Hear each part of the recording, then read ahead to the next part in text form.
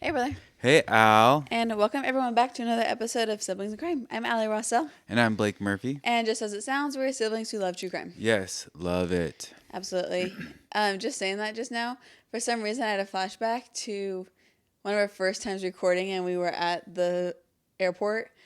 And it was just so awkward. I mean, I think we're getting a lot more comfortable, which I am very proud of. Yes. I drove around the airport the other day, and it was Falcon? it was like, oh, like, here's our first office, our second office, here's our third office. Here's our hangar, the mechanic. Yeah, it was just like reminiscent. It was like spent all night painting desks and like. What were you doing over there?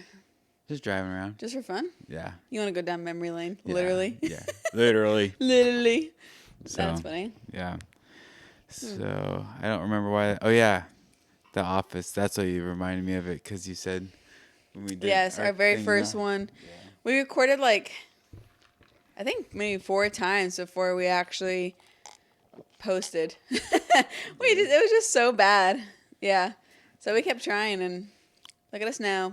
Consistent. This is episode 70. Yippee! That's consistency, baby. That's consistency. That's what I'm talking about. Well, before we get into this week's case, as always, if you haven't yet, please like, subscribe, comment, follow siblingsincrime.com. More, Please.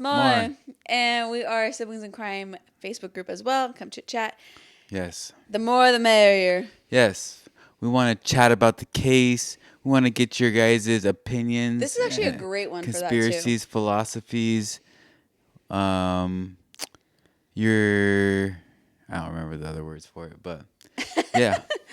But yes, especially this case, it'll be posted this week. So go and let us know what you think, because this is a cold case. Yes, and please comment a lot. Like, we want as many comments as possible, even if they're bad. Yeah, comment like 20. Just comment a letter for every oh my gosh, word, like the part of your word. So like BEARE BR. Wait, I don't even know what you're trying to spell. I don't either. Bear. I didn't even spell it right either. So bad. I know it was right. I don't know. Yikes, that's hilarious. Yeah, so it just helps us a lot. We're trying to grow, so thank you from the bottom of our hearts. Yeah, and just so everyone knows, Allie's about to go on leave. She only has like basically one more flight. Somehow she's only working one day this month, which is awesome. I have 2 weeks vacation right before I go on leave, so that basically takes up my flight time. Yeah. So I fly tomorrow, and then I'm basically in Utah until baby is here.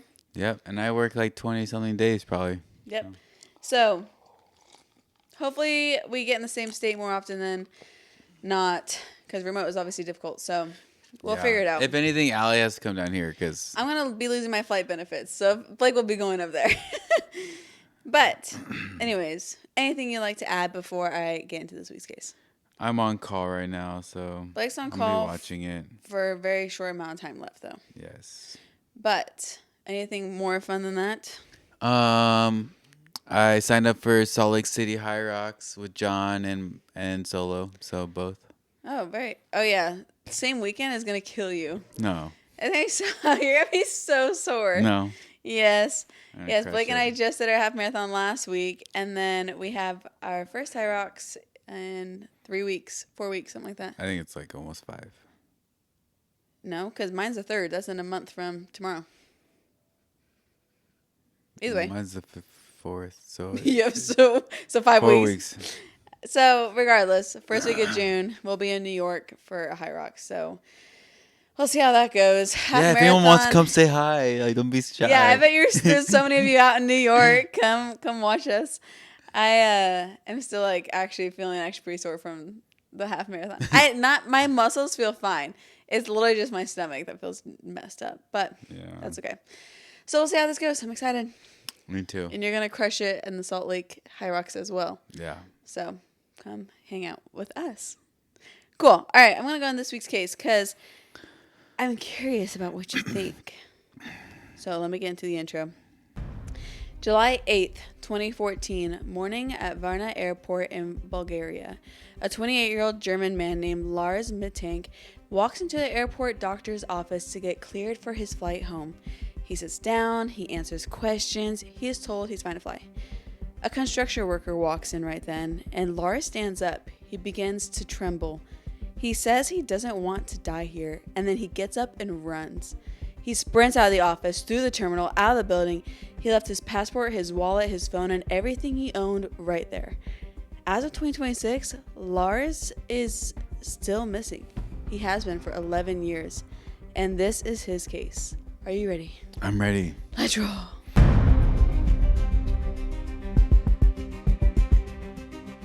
It's crazy to think real fast that when this case was happening, I was just in El Salvador. Okay, this is or Belize or something. I'm actually going to circle us back to that comment in a little bit about where we were at in 2014. That's funny you say that because we never really talk about where we're at in this point of case, but I literally have a point of where we talk about that. So What? That's crazy. Yeah. So yeah, I was like, oh, am I going to pick another German name? But I was like, I can do Lars. But Lars, I thought you might have been. How old is this guy? I literally Why just did he said need 28. a doctor? Oh, really? Yeah. Why didn't he see a doctor before he goes home? Well, that's what we're going to be going into. The thing with, well, actually, yes, that's what we're going to be going into. So, Lars Mittank, he was born on February 9th, 1986 in Berlin, Germany. He grew up in a small town in a region of northern Germany and lived there his entire life. And originally, I had put in all the towns and stuff, and I was like, delete, not even going to attempt that. Yeah. So, just a German town. Just a German town, yep. And I'm kind of surprised you didn't hear about this story. I actually am surprised I haven't heard about it either. But there is so much video surveillance that I will be having up during the podcast. Are they in Europe? Yeah. So That's a classic Europe thing. Having surveillance cameras? I feel like everywhere has cameras. This is I 2014. know, but it's like Europe's known to be like overly intrusive on privacy and stuff. News to me. I don't know anything. Maybe something like that. Well, anyways, Lars worked at a power plant in northern Germany. He had a stable job. He had a good career. He showed up every day. He had a long-term girlfriend, close friend group. By all accounts, he was like cheerful, athletic, easygoing. Really like the guy you'd like to hang out with. That's how they all are. That's how they all are. His neighbors described him as kind. His friends said that he's super relaxed, kind of like a go-with-the-flow personality, not like high-strung or anything like that. Which I love those personalities. I'm like, let's all go with the flow. Yeah. For sure. I'm like a leader of the flow. Yeah, you're like the flowest flow you can get. Yeah. You can't get much more flower than you. I'm a flow rider. Okay. That's hilarious. It is true, though. You are definitely that way. On a plane. Okay. On a train. Back from Boston. What the heck? All right. Well, anyways, he's the type of guy. So when he was younger, his father had suffered from a stroke. And after work, he would go and help his mom care for his dad regularly. So it was neat because he was like the guy who kind of always showed up. Like where people would be like calling in, he would make an appearance, you know. So he was that guy. Completely ordinary in the sense that he's like he's not like a weird personality where people are like, oh, this is so like him, you know, whatever. Anyways, that's Lars. So this trip that we're talking about, this is going to be his first time ever leaving Germany, which is always exciting. First time leaving the country. Big deal. So on June 30th, 2014, Lars traveled to Varna, Bulgaria with 5 close friends for a 1-week vacation at the Golden Sands Resort on the Black Sea coast. Sounds like a dream. Yeah, it sounds like fake. I know, that's like the most like perfectly stated, like that's like the vacation it sounds like.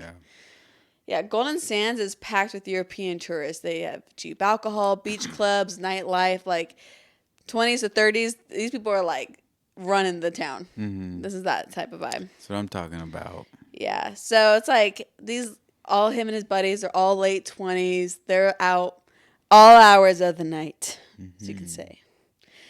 So evidently the first 5 days were perfect. They swam, they laid out on the beach, they went clubbing, they played volleyball and football on the beach, whatever. According to his friend, he said that those days went like super fast, of course. Like when you're having fun, goes fast. We know how it goes. Yeah. No abnormal behavior, no tension, nothing off. Until. Until. Nice. Yeah. I didn't think you were going to get that cue. Yeah, I of literally course. thought about that when I was writing it up. I'm like, Blake's going to say until.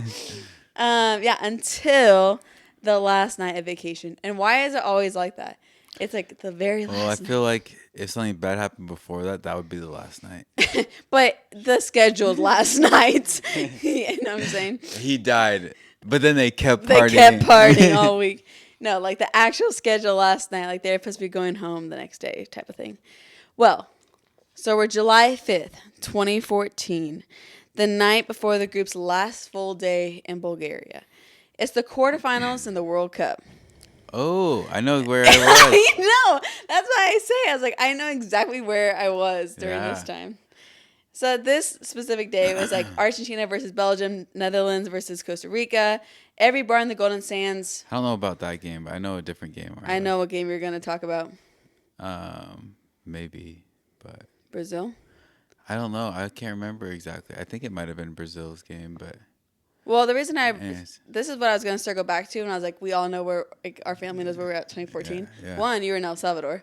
Yeah, I think I was actually in Belize. You were in Belize, because that's when I came and stalked you. Yeah, I got stuck in Belize City, so we just watched the game while we were waiting. Oh, really? How'd you get stuck? There was no more buses for a little bit. That makes sense. Yeah.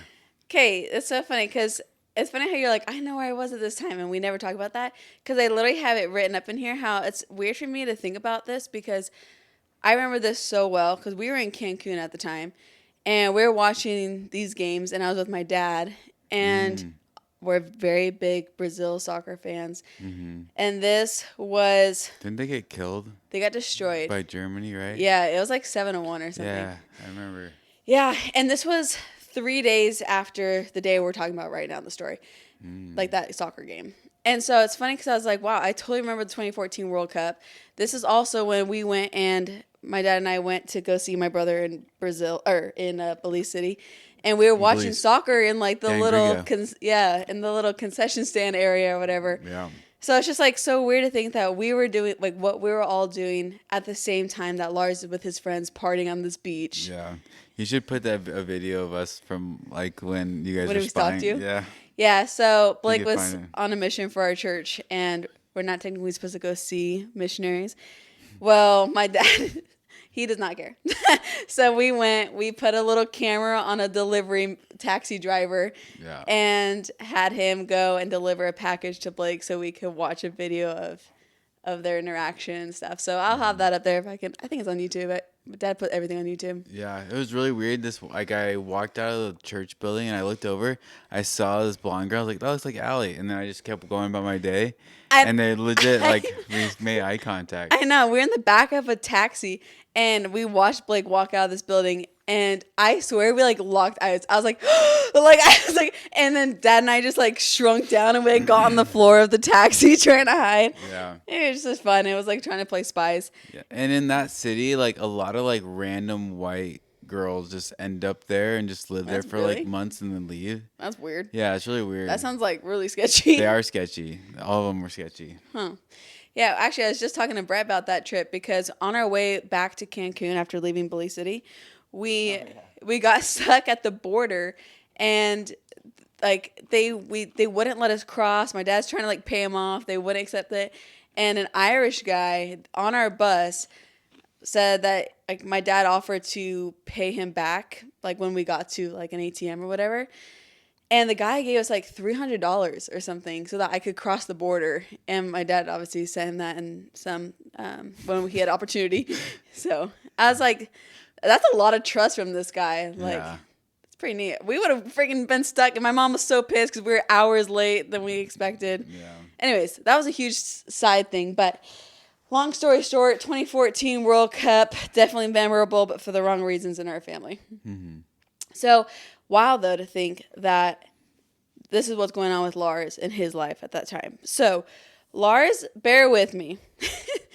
Pronunciation, we all know, not my thing. Lars is a Werder Bremen supporter. That's like a German club team, I guess. If it's supposed to be a German club team, I'm probably pronouncing like it. so wrong. Werder Bremen supporter. And he happened to be next to a group of men at the bar that were big Bayern Munich supporters.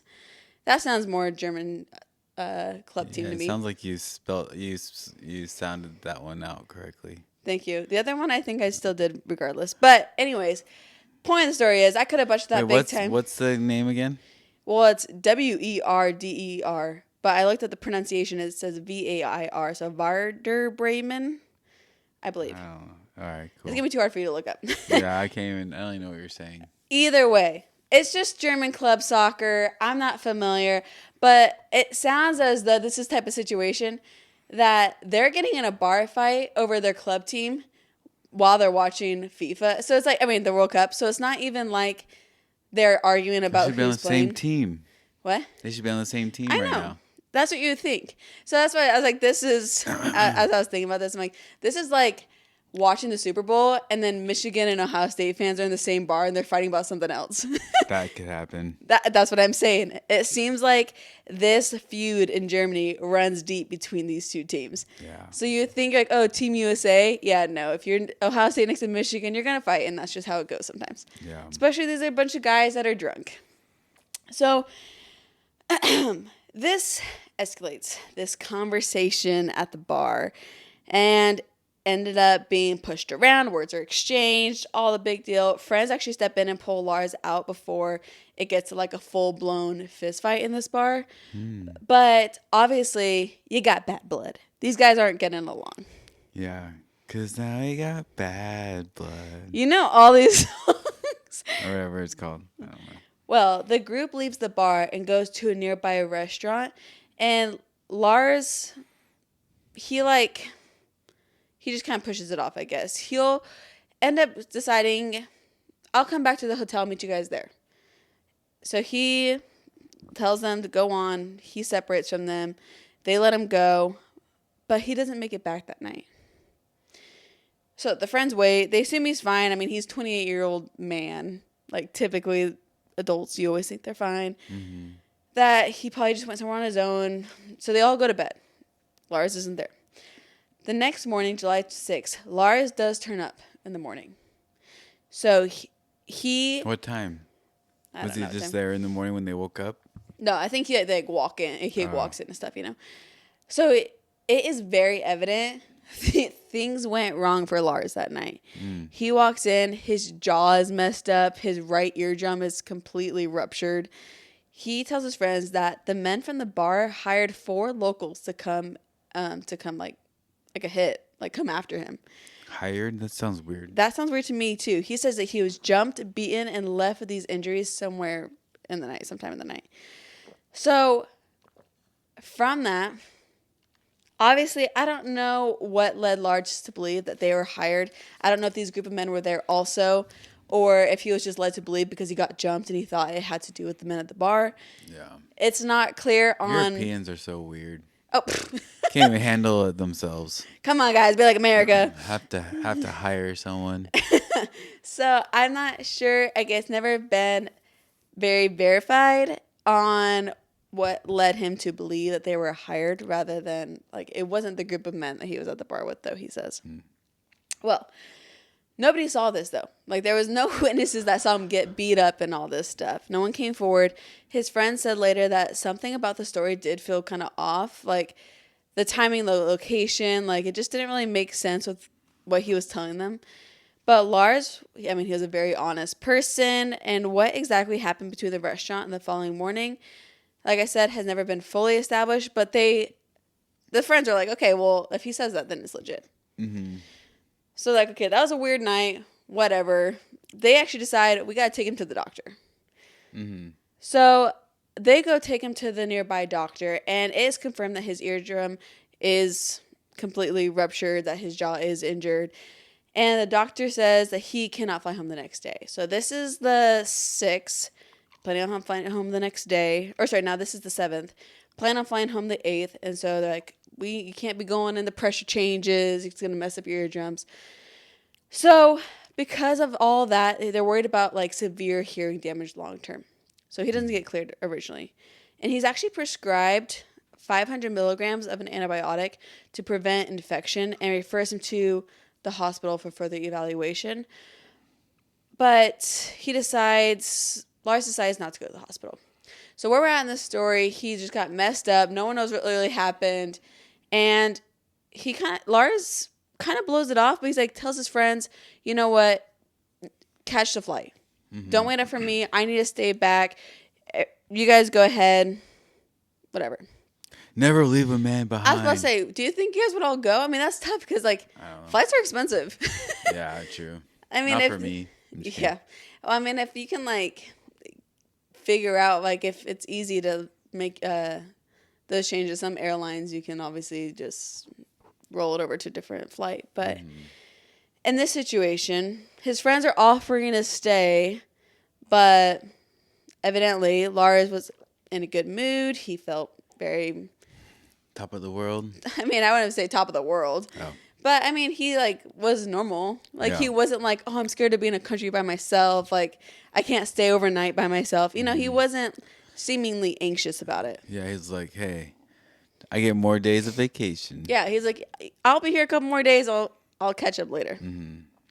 So they believe him. He said he seemed relaxed. So they said their goodbyes, and they headed back on the journey. Okay.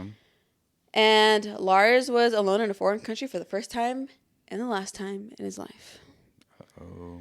Mm-hmm. That's not good. So really fast. That's like the kind of thing where you're like, I wish I just stayed with him. I know. It's not so sad because you never know what could or could not happen. Like, I'm sure situations happen all the time where a friend has to stay behind and it's totally fine.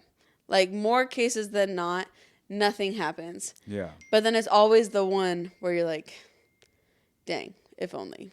But of course, this has nothing to do with no fault of the friends or anything of the such. Yeah. Also, those dates, they may have a little bit of discrepancy. The chronological order of events was correct, but depending on source, like, things could have been shifted up or back a day. So, you might be off a day. But overall, that's the outline. Yeah, that all happened. So now it gets weird. Okay. So Lars checked out of the Golden Sands Resort because they were checking out. And he went to a cheaper hotel closer to the airport. It's called the Hotel Color Varna. So it's right next to the airport. Makes sense. Well, he was like on the phone regularly with his mom, giving her updates. And his mom was arranging a flight home for him the following day. So she was like on top of things. She knows that he got injured. Mm-hmm. She's rescheduling the flights. She's the little travel agent behind the scenes. Mm-hmm. She's great. We love Sandra, I believe her name is. Mm. So what happened next is documented almost entirely through hotel security cameras and phone records and through his mom's just vague experiences with him. So that night, it should be July 8th now, I believe, Lars called his mom, Sandra, from his room. He was whispering at this point. He told her that people were trying to kill him, that he was being followed. He told her she needed to cancel his credit cards right away, especially because he believed his card information had been copied when he checked into the new hotel. He asked her to detail questions about the ingredients and the medication, the antibiotics he was prescribed, and what exactly were in those pills, like what they could do to him, side effects, etc. So... sounds like paranoia. Yeah, his friends left like 2 hours before this. Yeah. You know, and they're like, oh, Lars is Lars. Chill. Lars is like, yeah, guys, go ahead. I'm hanging out. Like, he just wanted to vibe on the beach a little longer while he relaxes. Yeah.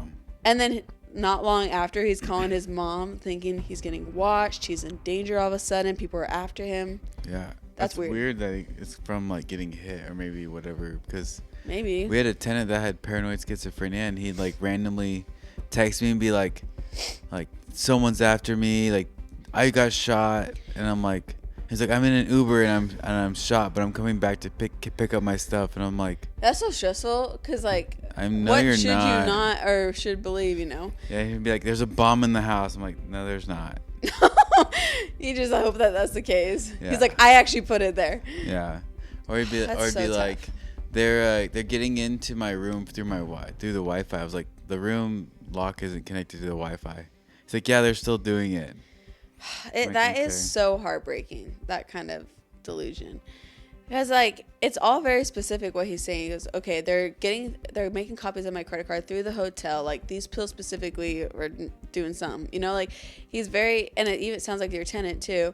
It's like, it's not like broad lies. It's like very specific. They're getting through the door because of the Wi-Fi. Like, that is so bizarre. Mm-hmm. Oh, that is so scary. So the hotel security cameras recorded what was happening in the lobby while he was making these calls to his mom. It looked like Lars was pacing the length of the corridor. He was checking over his shoulder, peering out the windows. Pace. Why is that? I don't know. Probably just anxiety. Maybe movement helps release anxiety. Yeah. Yeah, I imagine. He was seen to be seemingly hiding in the elevator, like letting the doors close and just like staying there, like not going to different floors or anything. Obviously paranoid, but from what? So what we see from the security footage is that 1 a.m, he left the hotel, and about an hour later he comes back, and nobody knows where he was at that time. In the morning, he called his mom again, and he told her the people were pursuing him, getting closer. As his mom, I would be pooping my pants. Yeah, I'd fly out there. Yeah, I'm like, holy crap, who are these people? Like, especially because Lars has no history of mental illness. He has nothing, like, no reason to believe that he is having an episode of any sort. Mm-hmm. So Sandra, terrified, booked him the first available flight home and wired him 500 euros for expenses. But Lars never withdrew the money, and she told him to go see the airport doctor before flying home to make sure he's okay, like make sure his ear's okay before coming back. So she's getting everything lined up for him, and he seems to have moments of clarity because he agrees. He packs his bag. He told his mom he'd text her when he arrived at the airport when he was all safe, everything's fine. He had everything he needed. He brought his luggage, passport, wallet, phone, everything. And now he officially had a flight home. So now it's officially the morning of July 8th. That's right. Lars checks out of the hotel color before sunrise and takes a taxi to Varna Airport.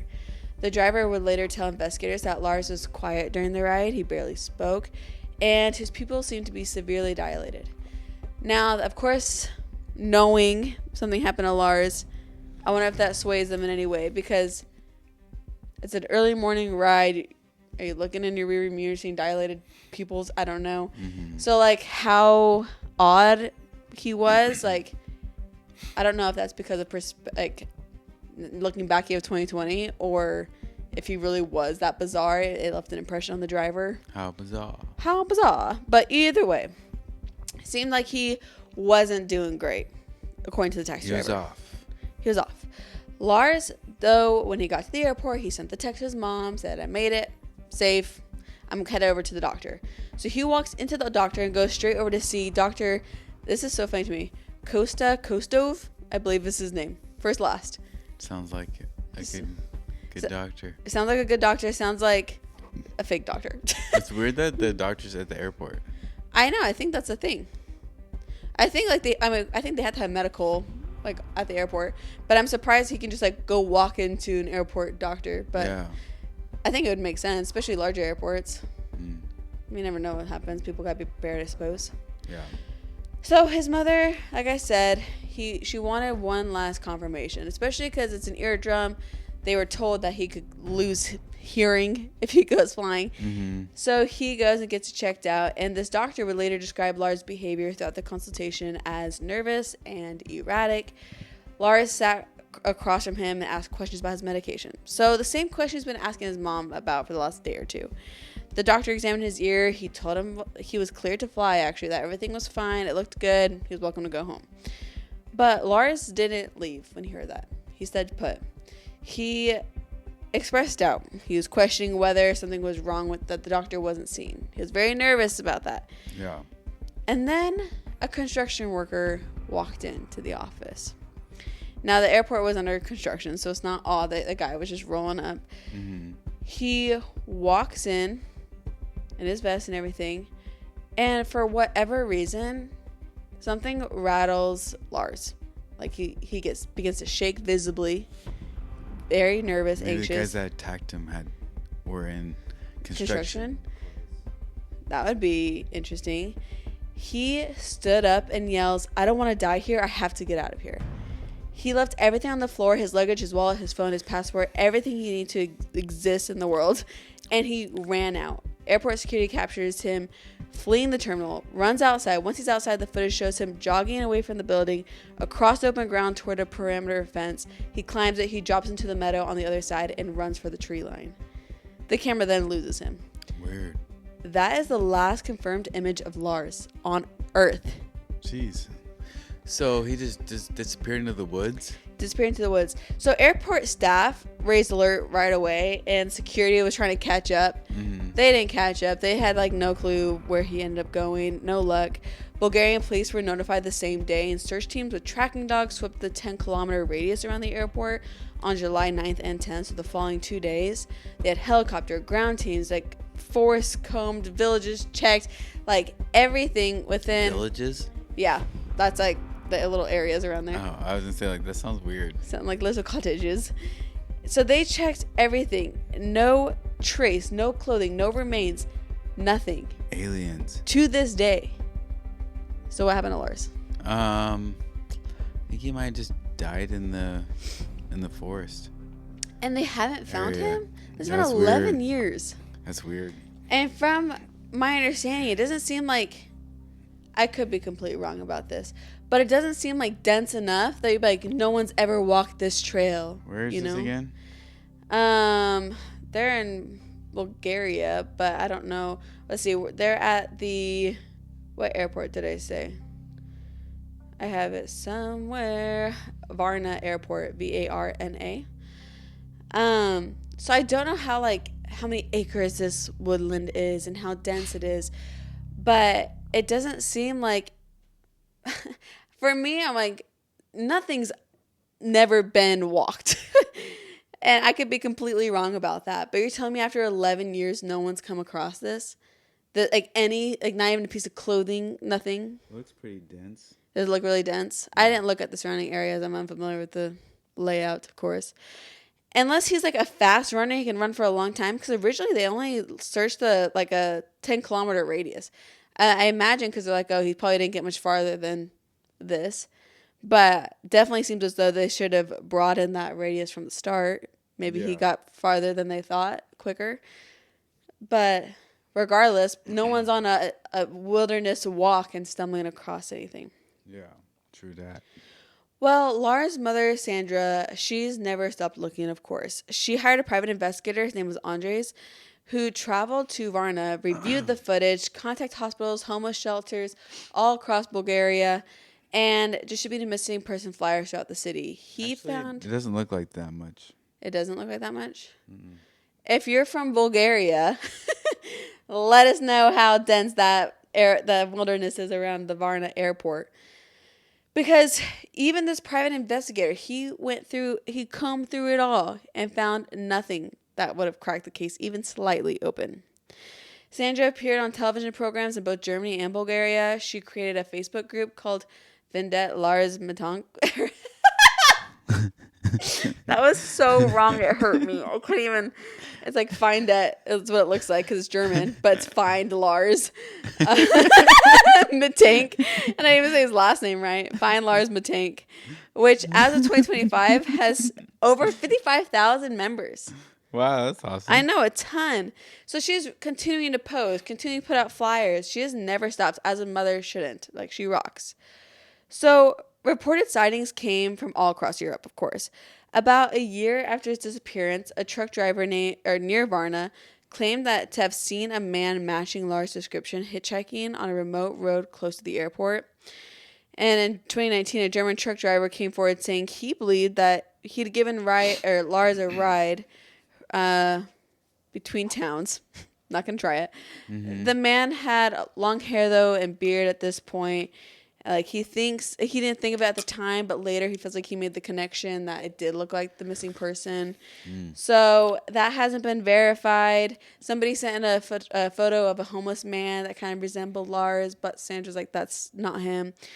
So things would come up, they go away. It was never Lars, and that's actually kind of seems like what the Facebook page should be. I of course went on the Facebook page, and it's all in German, so I can't really understand what they're talking about, but there was like tons of pictures, like not him, not found. So I think people like submit pictures to be like, is this Lars? And it'd be confirmed yes or no. Obviously it's only been no this whole time. Yeah. So it's kind of neat. So especially if you're in Europe, that's interesting. It seems like his case is very well known, and people are regularly submitting photos to see if that is Lars. So 11 years on, 4 serious theories exist. None of them explain it all, unfortunately. Mm-hmm. Do you have any theories yourself? You said aliens. I'm with you on that. I'll write it down. I just think he disappeared and wasn't found. Like, that's exactly what happened. Give us a little why, how. That's like I don't think there was anyone chasing him. I think he just had something loose from getting hit and just disappeared on accident. Yeah. Fell into something. It's just crazy that he's still not found. Or something. Yeah. Well, I'd say the most widely discussed is the antibiotic he was on. I can't remember what it is. It's like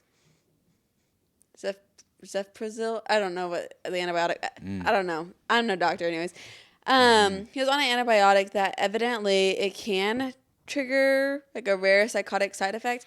I guess it's super rare, so doesn't mean it's not like unheard of. So like that being said, the class of antibiotic belongs to, I guess, has been documented to induce hallucinations and paranoia, like, yeah, in some rare cases. I don't know why I can't even say that word or the sentence at that point. Well, people are thinking that combined with a head injury, like you were saying, maybe lack of sleep, isolation in a foreign country, like this can all be, like so many different things could be a factor. Yeah, it's just weird he wasn't found. Maybe he's still alive. Maybe. Doesn't know who he is. Yeah, which is crazy, actually. Which there's a case I want to do about that, and it's on my list. It's just so weird. Like, if you hit your head, you could be living a whole life you have no idea about. Yeah. But that theory, like the medicine mixed with the head injury, is like the most compelling. But the problem with that is, according to the doctor he saw at the airport, Lars never actually filled the prescription. So he never picked up the medication. There was no medication in his system. Oh. Yeah, so it's, if that's true, what the doctor says is true, to him, his behavior couldn't be a result of that. At least no medication mix involved. The doc says that he can't think of a single reason why Lars left his office in such a panic, and that it like still confuses the doctor to this day. I still think he got beat up by some construction guys, and so when he saw someone, that's interesting. He's like, like that's why it freaked him out. Yeah. Do you think he was hired? They were hired? Do you think that he just got jumped randomly? I don't know. It leads me to think that he just got jumped. Yeah, he might have been like drunk and like messing with them, and they like messed with him. Got tired of him and beat him up. Yeah, maybe. Well, the second theory. So obviously that other theory gets kind of dissolved if he didn't take his medication. If you think the medication is a side effect. The second theory, that something happened during those missing hours, like something that we don't know about, whether it was the night that he vanished after the bar, or if it was when he was at left the hotel for a little bit at 1 a.m., like when he was waiting for his next flight. He claimed, like we said, he was beaten by random men and that nobody witnessed, nobody ever were able to like give any eye testimonies about. So, did something else happen, not just get beat up by some random guys? Like, could he have been drugged? Could he have witnessed something more, you know? Maybe he was on drugs. Maybe. And, like, it messed with him. Yeah, so this theory is basically like, okay, there's too many missing parts of the story. Yeah. The hard part is the body wasn't found. That's what is so weird to me. So then I'm like, okay, is he alive? I think the biggest question they need to be answering. Yeah, is he just think he's someone else? Yeah. Does he think he's someone else? Oh, that'd be so scary. The third is a medical episode unrelated to the medication, obviously. So this is undiagnosed mental illness. Is you have, obviously just because you don't have a history of it doesn't mean that it can't be there and come out later on in life. So could there be other issues going on outside of medication, outside of a head injury? Could he have something that just it snapped while he was on vacation? Yeah. I think that one's a big one. Mm-hmm. I like the fact that he was in an unfamiliar area. He had all these stressors going on. He was injured. I think those are all like the prime formula. If anything's going to be going on, it's going to appear during that time, most likely. Yeah. In my opinion. I think it's I kind of lean that direction. And then, of course, the fourth one, he was right. He was being followed. Yeah. Someone was after him. They killed him. Yeah, like maybe they got to him, and maybe it was a construction worker. That's why he freaked out. He thought those were the guys. Maybe that guy was the guy. Can you imagine? I wonder if I imagine they interviewed the construction worker, but I didn't see anything like that. But that would be so scary because he was like looking out of the windows. He was always watching behind his back. Maybe he ran into the thing and then they grabbed him and threw him in a van and oh my took gosh. him somewhere. And then no one's gonna be looking outside of like that radius for a long time. Because he's running. Yeah, no one thought he would be picked up and not on foot. So could he have been telling the truth that whole time? And he had every right to be afraid for his life. Yes, especially in Bulgaria. Yeah, you never know what's going on. But it's sad because Lars, he was like, he had a great job. He had a girlfriend. He had a mom like who loved him. A flight home already booked and paid for. Like he had every reason in the world to just walk through that terminal and just board his plane, go home, and get whatever help he needed. But instead, he ran. And whatever he was running from or whatever was running through his mind, like those answers are still left untold. And we have never found any of those answers, nor Lars to this day. And that is the case of Lars Mittank.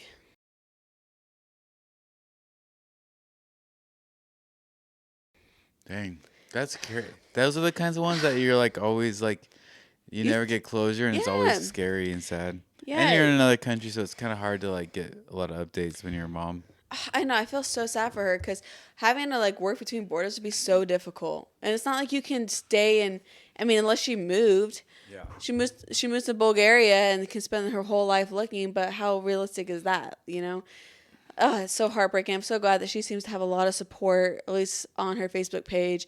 So check that out. Find Lars. It's find it Lars Mittank, Findet. So go see how you can support. There's of course always great resources to help grieving families.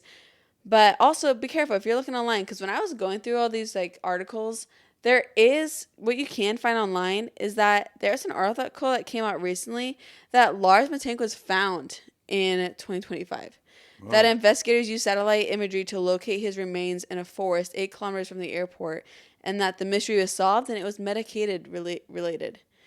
But I kept like go. That's the only video I saw about it, so I kept looking around. It turns out that's not true. None of that is true. That was like AI generated, like that's crazy stuff. Yeah, so be very careful. I try to use all the most reliable resources, but there are things out there. Because at first I was like, oh my gosh, she's found. But do not believe it. Even on the Facebook page, Sandra's still looking for her son. She would be the first to know if he was found. And he has not been found. So be careful what you see, but definitely go take a look into this case. It is heartbreaking. He seems like such a great man, but I just am so baffled that there has been not even a scrap of T-shirt that led them to believe that he is true.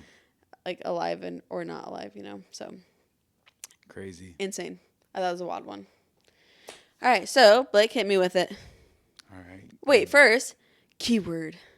Keyword is dun, dun, dun. World Cup. World Cup. 2014 World Cup. Go Brazil. Yeah. Rip Brazil. Rippy. Yeah. Neymar got injured that year. Rip. I remember that all so well, actually. Yeah. My dad was so pissed. And there were Germans in the bar with us. Yeah. And he was not doing well, my dad. Yeah. Anyways, carry on. It's sports bring you together or tear you apart. Yeah. Tear everything apart. Mm-hmm. Sorry, that was weird. Sorry, just loading. Loading. Unadulterated loathing for your face, your voice, your clothing. Let's just say I love it all. Every little and Blake's trait. officially off of the clock. Yes.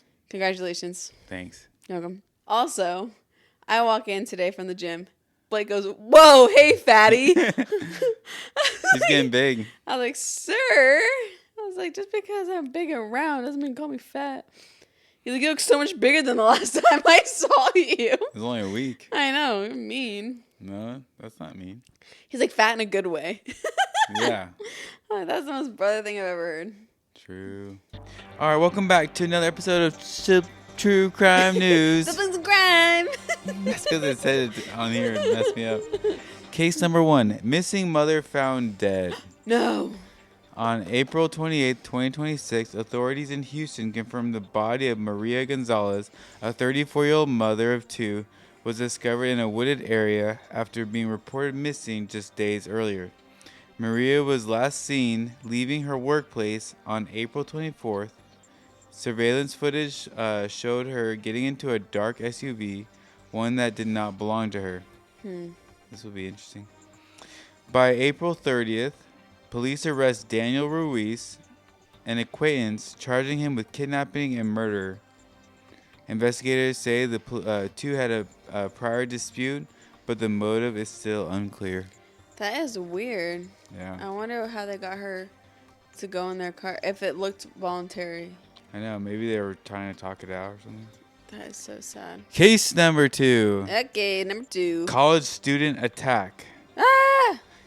In Columbus, No. a terrifying attack shook a college campus. On April 27, 2026, 21-year-old student Emily Carter was found unconscious near a campus parking structure. Was she on a run? I feel like that always happens. I don't know. Police identified the suspect as Jason Miller, 25 years old, who was arrested on April 29th and charged with attempted murder and assault. Authorities say surveillance footage and phone data were key in tracking him down. Emily remains hospitalized but is expected to survive. Wow, that's trauma. I can't imagine having to work through that. Yeah. I wonder what their relation was. Did they with Doesn't phone say. data? So they must have had some sort of Maybe, or this where he was at. Yeah. Wow, that's freaky. Yeah. Family tragedy investigation. Case number 3. A quiet neighborhood in Sacramento turned into a crime scene on April 26, 2026. Police respond to a welfare check and discover 3 members of the Thompson family dead inside their home. No. Authorities identified the suspect as Mark Thompson, 42, the husband and father, who was later found deceased in what investigators believe was a murder-suicide. So he's a family annihilator. Neighbors described the family as normal, with no obvious signs of trouble. The investigation remains ongoing as officials work to piece together what led to this tragedy. That's always so sad. I hate family annihilator stories. Me too.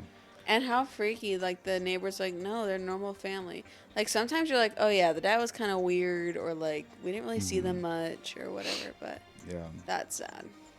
All right, case 4, child abduction case in Phoenix. Uh-oh. A frightening case had a rare positive outcome. Oh. On April 25th, 2026, 8-year-old Lily Adams was reported missing after failing to return home from a nearby park. An Amber Alert was issued within hours. By April 26th, police located Lily's safe and arrested Robert Jenkins, 37, charging him with kidnapping. Authorities credit quick action and community tips for the fast resolution. Ew, I hate him. All right, so just remember these cases are still developing and will continue to follow for updates. Ooh. If you want more weekly breakdowns like this, make sure to follow Siblings in Crime. Stay safe and stay aware. Wow. What a nice little tag right there. And then you can also add background music, cues, and paces. Turn this into a TikTok, 60 to 80 seconds. Or make it darker, more storytelling, like Netflix documentaries. Just tell me your vibe. Hilarious. Thanks, ChatGPT. I'm just joking. From actual True Crime News is where they pull it, though. Yeah. Yeah. There's a website. So, True Crime News website, if you actually want to get more information. But, heartbreaking. Truly. Well, that is all we have for this week. And we'll be back next week with another episode of Siblings in Crime. Yep. Adios. Thanks.